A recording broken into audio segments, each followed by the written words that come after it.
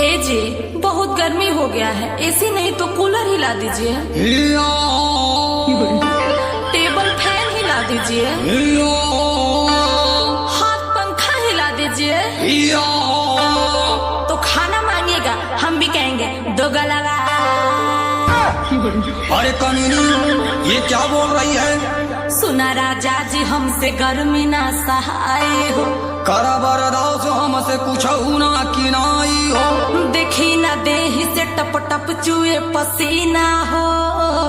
हाथ रानी है गर्मी के महीना हो। जब से आयल हई परेशान हम तबानी हो। इत पेशा हवे तोहार खानदानी हो। तोहे खाली बैठ के खटिया पे चाही खाए के। तोहर आदत न गईल मर्द पे चिल्लाए